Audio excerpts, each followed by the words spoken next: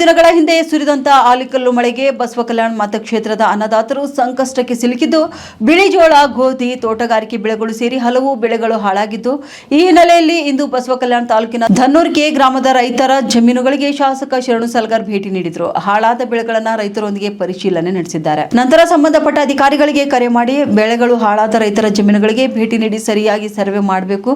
ಈಗಾಗಲೇ ರೈತರು ಸಂಕಷ್ಟದಲ್ಲಿದ್ದಾರೆ. ಯಾವೊಬ್ಬ ರೈತನಿಗೂ ಕೂಡ ಅನ್ಯಾಯವಾಗಬಾರದು. ಸರಿಯಾಗಿ ಸರ್ವೆ ಮಾಡಿ ಸಂಪೂರ್ಣ ಮಾಹಿತಿ ಕೊಡಬೇಕು ಎಂದು ತಿಳಿಸಿದರು.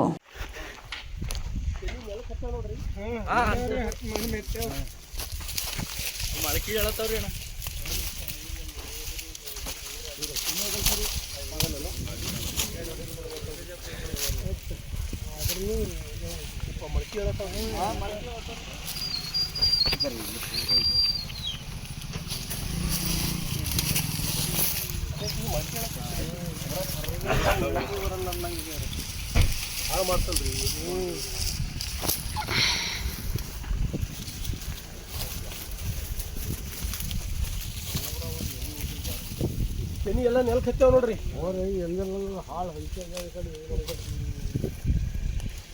ಬಟ್ ಇಡೀ ಇದು ಜೋಳ ಏನು ಇವು ಕ್ಲಿಯರ್ ಆಗ್ತಾವಂತ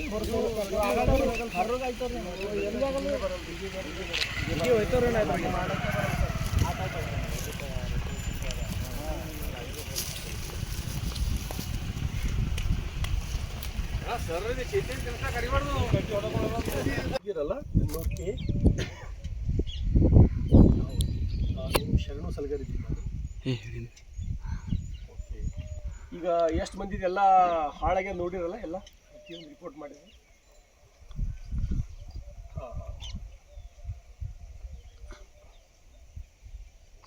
ಯಾರ್ದು ಒಬ್ರದ್ದು ಮಿಸ್ ಆಗ್ಬಾರ್ದು, ಹಾಳಾದವ್ರು ಒಬ್ರದ್ದು ಸಿಂಗಲ್.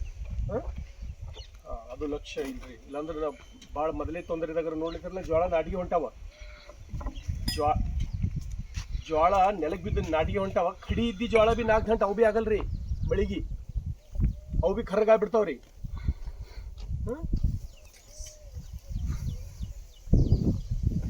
ಅದು ಚಿಯಾ ಒಂದು, ಅದೊಂದು ಚಿಯಾ ಒಂದು, ಅದು ಆ್ಯಡ್ ಮಾಡೋದು. ಸರಿ ಓಕೆ.